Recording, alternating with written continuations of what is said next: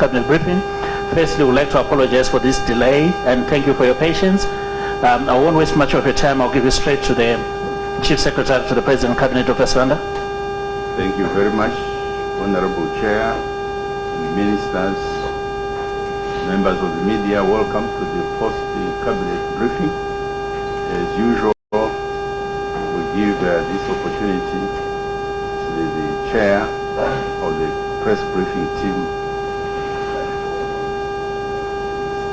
Thank you very much, Chief Secretary, and once again I want to apologize for the delay, and thank you for supporting us, members of the fourth estate. Today I am with my colleague ministers, the following colleague ministers, to answer your questions. I do have Honorable Professor Mbuya.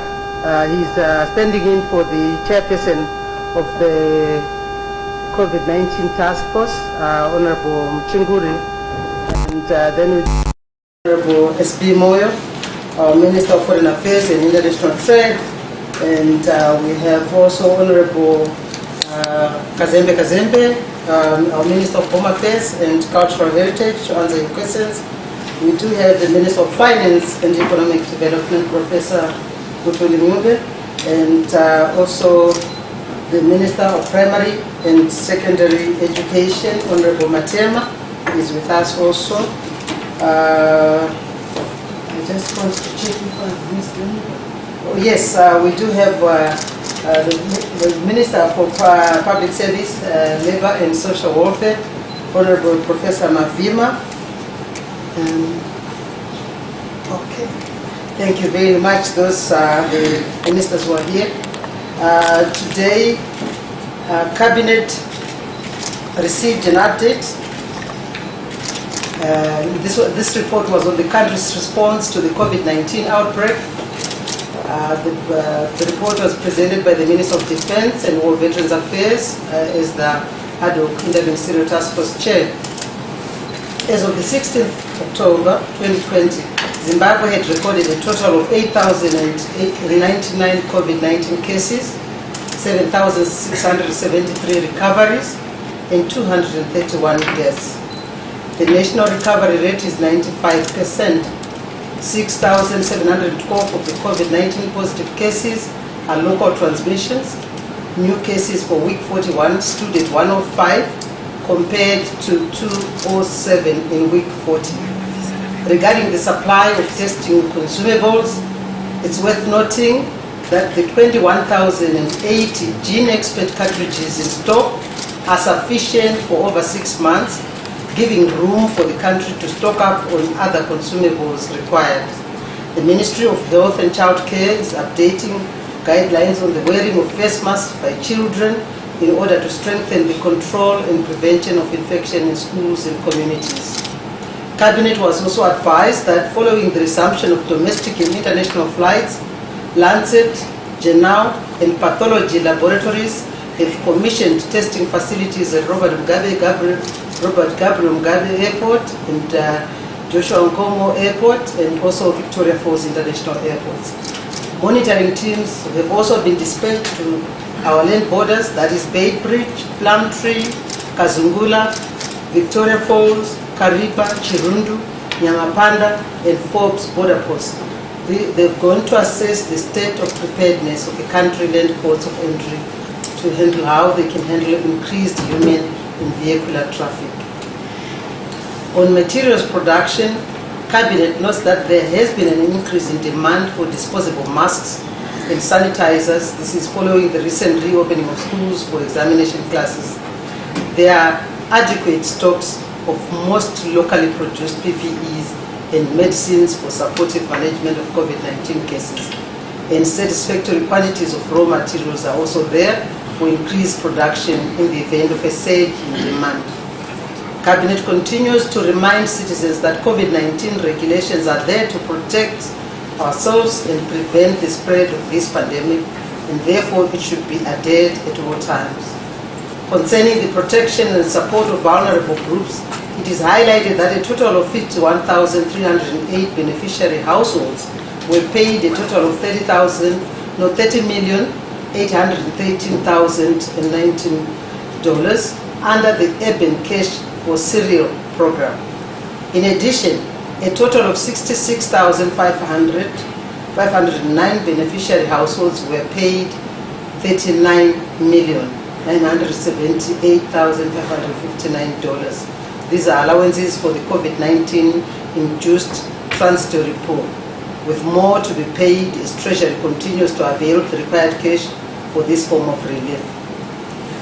In the education sector, the Ministry of Primary and Secondary Education continues to monitor the daily attendance of examination classes. Teachers and pupils countrywide is also being monitored. For the week ending 16 October 2020, increased overall teacher attendance was recorded in Mazvingo, Matabeleland North and Manicaland compared to the attendance statistics for the previous week. The Ministry of Primary and Secondary Education will this week conduct field visits to assess school preparedness for the impending Phase 2, which will see Grade 6, Form 3 and Form 5 lessons resuming classes. The second report which Cabinet received was Phase 2 of the Belarus Farm Mechanization Program. Cabinet considered and approved Lands Agriculture, Water and Rural Settlement for $940,149 worth of farm mechanization equipment following December 2020.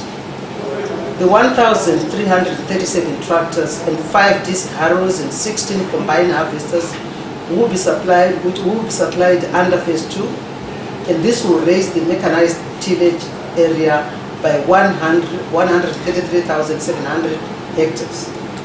The implements for the tractors will be acquired locally, since government has already started the process of capacitating local industry to manufacture tractor drone implements. Through this approach, the country will get more tractor units, save on foreign currency and capacitate the local industry, and that's also creating employment.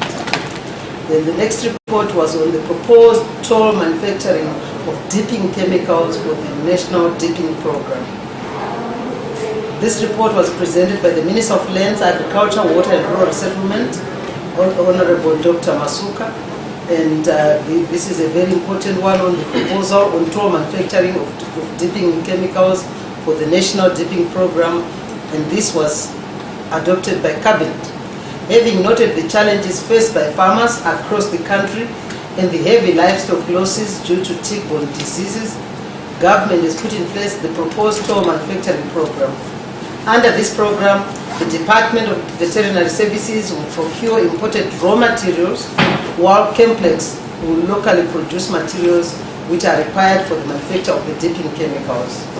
This will ensure that the major challenge of shortage of foreign currency is also overcome.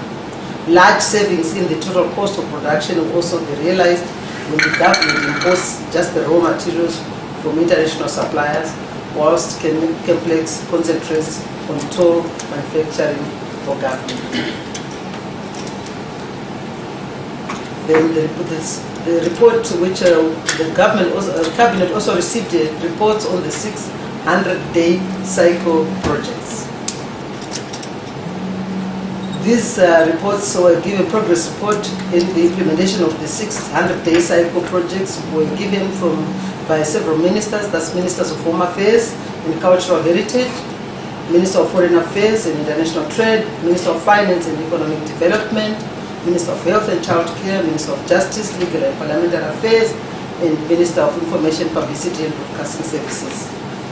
The Minister of Home Affairs and Cultural Heritage highlighted that the decentralization of passport services to Chitungwiza district is 28% complete, with cabling, network connection, equipment installation and procurement and configuration software still outstanding.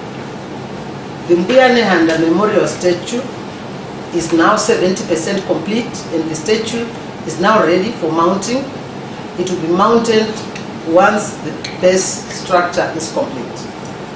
And then following are other projects that the ministry is undertaking during this current cycle. Construction of superstructure which Moyo Camp Flat C in Harare, that's for the Republic Police. Then the other project is Chiremba Balancing Rocks Monument in Epworth in Harare. Then the third is the establishment of Commodity Archives of Zimbabwe, ZCC Mbungo, that's in Bikita in Masvingo, and then the construction of bachelor's flats at Kazungula border post. Those are the projects for the Minister of Home Affairs. Then the Minister of Foreign Affairs and International Trade reported that he had held and delivered lectures, held diplomatic briefings, and conducted interviews which had significantly boosted the country's image internationally. The re-engagement and engagement program had continued slowly due to travel constraints occasioned by the COVID-19 outbreak. Engagements with the USA and the EU will continue until sanctions are lifted. On a positive note, consumer service continues to be enhanced with usage of virtual platforms. And the Minister of Finance and Economic Development, Professor Mounting Mbanje, highlighted that the National Development Strategy 2021-2025 remained on course for launching in early November 2020, with the draft document going through the final approval processes. And on the country's finances, revenues continued to improve due to enhanced revenue collection and administration. Government managed to pay salaries on due dates and was able to increase salaries in June and September. The ministry has also undertaken the following projects during the current cycle. That's 1, pre-budget strategy paper, 2, financial re-engagements, 3, strengthening of the PFMS system, 4, launch of the development cooperation policy and manual procedures, 5, implementation, and 6, external resource mobilization. Then the Minister of Justice, Legal and Parliamentary Affairs highlighted that the ministry had successfully launched the food production programs at various prisons farms. Other projects include fighting corruption, construction of CIS Commission offices at the same sites. Then the Minister of Information, Publicity and Broadcasting Services reported the following projects that were at various stages of implementation. 1, refurbishment of the Ministry of Primary and Secondary Education's radio studio. 2, construction of a solar-powered mobile stage and public address system for radio roadshows. 3, production of COVID-19 infomercials and 2020 Heroes commemoration skits, radio and television jingles in 16 national official languages. And 4, installation of an outdoor public viewing screen in Mbuya district in Matabeleland North. The Honorable Vice President C.D.N. Chiwenga, as the Minister of Health and Child Care, outlined the projects being undertaken by his ministry as follows. Construction of a primary care center in Harare South. 2, establishment of the Barclay Memorial Block, COVID-19 Isolation and Treatment Center, and then obstetric fistula unit at the United Bulawayo Hospitals. 3, the rolling out, and 4, establishment of COVID-19 community isolation centers in Mbuya and Matabeleland South provinces. Then Cabinet also received a report on the Zimbabwe Liberation War Museum concept and implementation plan. Cabinet considered and approved the concept and implementation plan on the Zimbabwe Liberation War Museums. This was presented by the Minister of Home Affairs and Cultural Heritage, Honorable Kazembe Kazembe. This is in line with the Constitution of Zimbabwe, which specifies the need for Zimbabwe and its people to remember and uphold the country's liberation history by commemorating, in quotes, our heroic resistance to colonialism, racism, and all forms of domination and oppression, exalting and extolling the brave men and women who sacrificed their lives during the Chimurenga, Umfukela, and national liberation struggle. The purpose of the museum is to tell the story of Zimbabwe's liberation struggle in its totality and to display the associated materials and other objects and artifacts. The Liberation War Museum aims to unpack the rich heritage established by the sacrifices and commitment of the gallant freedom fighters, commitment of institutions, commitment of individuals, and commitment of communities to the liberation of Zimbabwe. As such, the museum will stimulate the celebration of freedom and cultural diversity among Zimbabweans, thus fostering a deep sense of belonging, pride, and identity among the Zimbabwean citizenry. Most importantly, The museum will allow Zimbabweans to tell their own story of the liberation struggle, thereby establishing the true facts of the struggle as opposed to the current situation whereby the story is told by outsiders who may have vested interests which are contrary to Zimbabwe's interests. It will also highlight pre-colonial Zimbabwean civilizations and innovations, as well as give an in-depth understanding of colonial conquest and how it affected the economic, political, and social foundations of the country. As a country born out of protracted liberation struggle, Zimbabwe's national identity is anchored upon the shared history of the struggle against colonial conquest and the sacrifices that various people made towards attainment of independence. It is against this background that it is of utmost importance for the country to establish a museum dedicated to the collection, preservation, and presentation of material on the country's liberation struggle. Economically, the museum will inspire creative industries, since it incorporates studios for the various genres and other value chain aspects of the visual and performance arts. The museum will also attract high volumes of domestic and international tourists from both the general public and specific interest groups. Among others, the museum will include the following significant components: permanent and temporary galleries, library and information center, a research center, a conference facilities, and an audio-visual studio. That's for the museum. Then Cabinet got an update on the medicinal cannabis production program. Government passed measures and regulations guiding investments into cannabis production. A competitive regime of incentives has been put in place to attract the needed investment.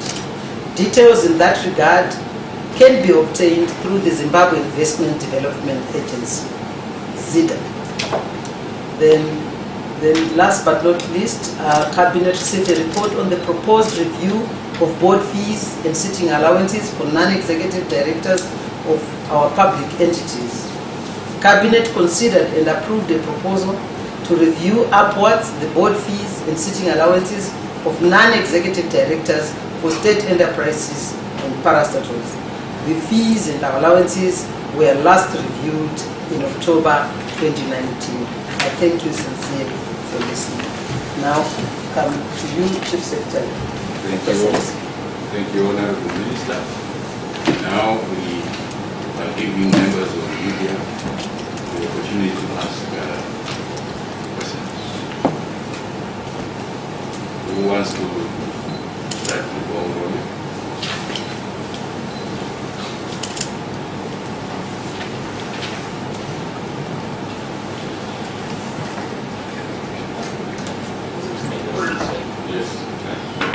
Thank you. My name is Blessed Mhlanga from Heart and Soul TV and Radio.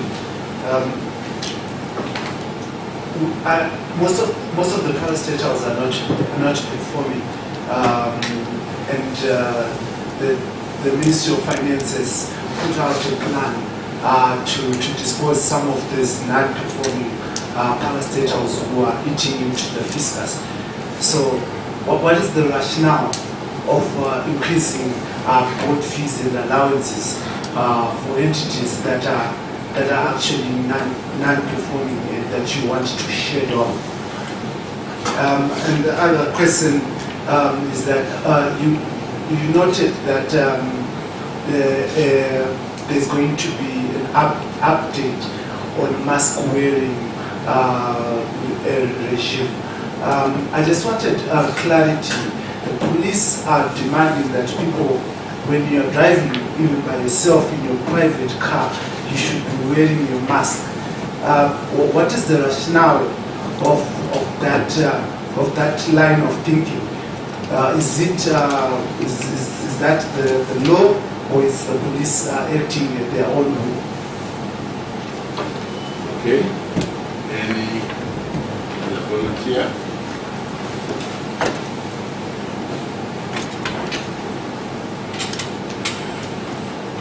Yes, please.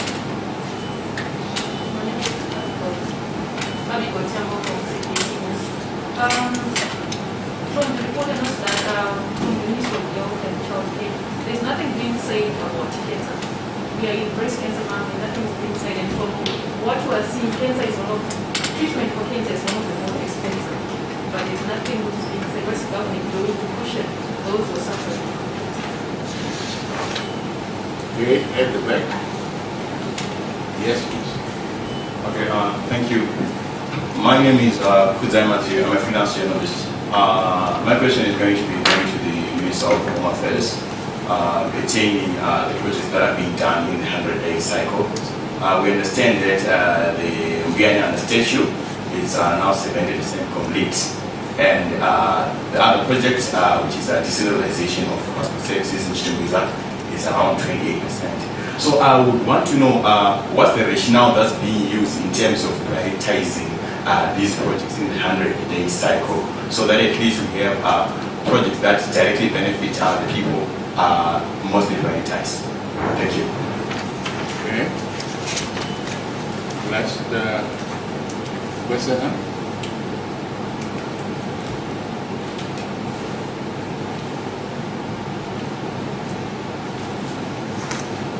Chair, I think that They're happy. Good. All right. Thank you very much, Chief Secretary. Blessed, I am not sure we talked about this, but since the Minister is here, okay, it's about the board fees issue. Minister of Finance, you are here. Blessed is saying most parastatals are not performing. And so what is the rationale of increasing the board fees when you intend to shed them off? Minister? Thank you very much, Blessed. Thank you for the question. We have not adjusted board fees for parastatals since October 2019. So in terms of inflation erosion, we've faced quite a tough challenges with board members, and they're still attending board meetings. So we could just make an adjustment on a granted basis just to deal with inflationary pressures that we're facing. But secondly, in doing so, we have overlaid two things. One, we've taken into account as to whether these are commercial parastatals or non-commercial parastatals. So there's a differentiation there. We've overlaid something else which speaks to what you've raised, which is performance. We've created three categories. So for those parastatals, in each of those categories that are making a profit, that are barely above water, breaking even, and those that are loss-making.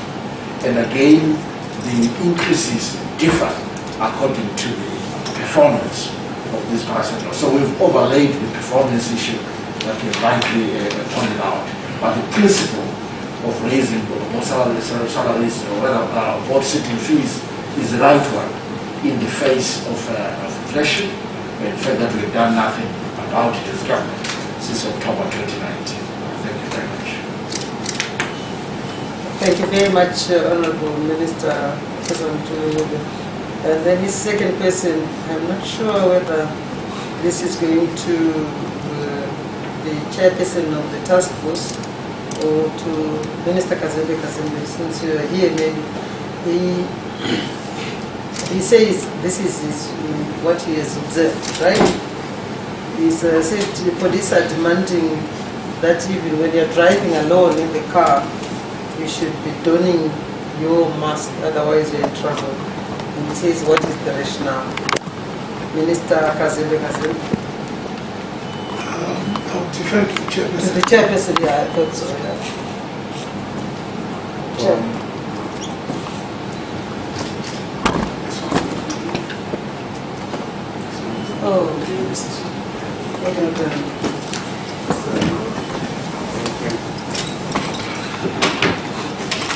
Thank you, Chair. Thank you, Blessed, for the question. I think we can attack it from a philosophical angle. The mask is for personal protection against the virus. And it is very important that we always put on our masks in public. I'm sure a car does not move in a house. It moves in public. Therefore, for protection, just to make sure that everybody is safe, it is important that we put on our masks. And I am sure that is to the advantage of the mask wearer and the public that a mask should be done. I think it's the most required minimum. We're using that tactic. Zimbabwe, for now, has been able to have only about 8,000 something cases. Other countries have got much more than that. And we believe that this is because of the cooperation of the Zimbabweans in protecting themselves and protecting others by putting on face masks. I think it is also not, I think it's really unfortunate to put on their masks. They must be able to put on their masks because it's for their own protection. So when police ask you to put on masks, I think they are doing a good job by doing that. But I think they can do better if the public and if people just, and it's so important that we always put on our masks. Thank you. Chairperson, Vice Chair of the Interministerial Task Force on COVID-19. I think besides the police are there to be talking, to be interacting with these drivers, so it's important that when you interact with anybody else, you should be wearing your mask. Then Abigail Tembo, Abigail Tembo would like to know, she actually says on the report, I just want to say these reports are the progress made in the implementation of the 600-day cycle projects. But that doesn't necessarily mean that the Ministry of Health and Child Care are not concerned by a very important issue which I've just mentioned of cancer. I think what would be fair, it would be for you to contact the Ministry of Health and Child Care and get a proper explanation of exactly what they're doing. But I don't know, I know Professor Mbuya was acting in that ministry for quite some time. If you would like to say what the Ministry of Health is doing about cancer, especially the fact that this is a cancer month. Minister. Thank you, Chair. Thank you, Chair. I don't know whether it's fair to say they are not doing anything about it. I think it's important to say we have to continue doing more on all diseases, because most of the times when we are in the COVID-19, there is a question of are other health services being catered for? And this is being addressed every Monday that we have a meeting. It is very important that this question has been asked. And by asking this question, I think Abigail is helping us highlight the importance of focusing on non-communicable diseases such as breast cancer. And so I want to thank her for that question, because we are able to talk about it. By talking about it, we are putting the public eye on it. Thank you. Thank you, Honorable Professor Mbuya, for that. And then Kudzai Madziri is directing his question to the Minister of Home Affairs and Cultural Heritage. He mentioned that, yes, he has heard about the Mbuya nehanda project, which is 70% complete, and the decentralization of passports in Chitungiza, which is about 30%. And his question, I'm not sure what Kudzai Madziri is trying to say, but his question is, what is the rationale? How do you choose those priority projects? Thank you, Chair. I think I got this question. It would appear that Kudzai thinks the Mbuya nehanda project is not equally important. Why 70% complete? And yet the passport decentralization project is at 28%. I suspect that that's what he's trying to say. Both projects are very important. And in fact, if you ask me, the Mbuya nehanda project is even more important given the contribution that Mbuya nehanda did during the liberation struggle. This is probably why we are now working on the Mbanje War Museum. It's very important for us as Zimbabweans to know how nehanda contributed to what we are today. So that project is very important, but that's not the reason anyway. I thought I could highlight that before I give the actual answer. Both projects are very important. This is why they are both on the priority list of 100-day projects. But again, it depends on the work that we're targeted to do. The Chitungwiza Passport Office, the entire work that was supposed to be done, only 28% was done. Why? Because there wasn't much to do. It was basically renovations, which constituted plus or minus 30%, which have been done. But the bigger chunk of the work that's supposed to be done is deploying networks, systems, and software, all of which need some bit of foreign currency. So that I am aware that my colleague Minister Prof is seized with that matter to try and procure that equipment for us, the equipment that's required for the passport office to operate. So that constitutes the bigger portion, but it's not there as yet. So the renovations have been done. Then if we come to the nehanda statue, the work that was supposed to be done by the ministry, the construction of the actual statue, didn't require anything to be imported, and that bit has been done. And 70% of that has already been done because it was just local resources that were required. So, in a nutshell, both projects are important. That's why you find both projects on the priority list. Thank you, Chair. Thank you very much, Honorable Kazembe, for that answer. I come back to you to sector for the second round. The line of duty, maybe due to COVID, being compensated, surviving dependence, being compensated, is a completely different framework from the continuous improvement on the working conditions of the rest of the civil service. If we're talking about how many people have died due to COVID, we're talking of just a few people. We're talking about once-off payments. We are talking of, in addition to what they would normally get, which is the pensions of those people. If we're talking about health benefits for those who are serving, we cannot forget about the employer's contributions in terms of health insurance. It's usually employer and employee contributing. And then we also have to be alive to the fact that whatever is happening currently with our civil servants, the negotiations, is an ongoing process, and government's commitment to always improve the working conditions of civil servants cannot be overemphasized. But the two cannot be comparable. One is someone who is who has died in the line of duty, and we are just increasing the benefits because in this particular case there is a pandemic and people have to be compensated. We have even compensated people who have just contracted COVID-19, and I think it's proper to. Thank you, Chair. Thank you very much, Honorable Professor Mvima.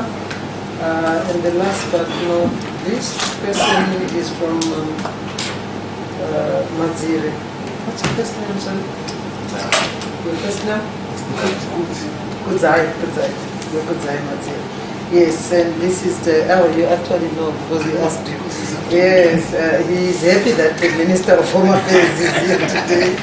And his question, Honorable Kazembe, is saying, what are you doing as a ministry to police the police that are corrupt, those who are actually supposed to be enforcing the COVID-19 regulations? There actually is a lot of corruption going on. That's what he says. Thank you, Honorable Chair. I would like to thank Kudzai for such a pertinent question. He wants to know what we are doing to police the police. We are doing our utmost, Honorable Chair, but what I also want to make very clear is that corruption is not committed by one person. It takes at least two people, and the other person is probably us. Police cannot corrupt themselves, so I'm kindly asking, appealing to the citizenry to stop corrupting the police. Because we are the ones who are paying the police. Because we are the ones who are paying the police. Why are we paying them when they demand? Let's report to them, no one is above the law, and I'm sure you'll agree with me that of late, even police officers are getting arrested. No one is above the law, and especially these days, given the gadgets that we have, you can simply record a police officer who is asking for a bribe. All I'm currently asking our citizens to do is let's all police the police officers and let's stop corrupting them. Let's not pay them. I thank you. On that note, thank you very, very much, Honorable Kazimbe Kazimbe. Don't bribe the police, report them. No one is above the law.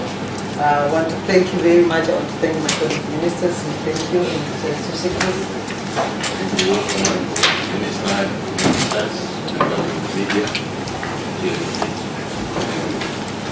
all right.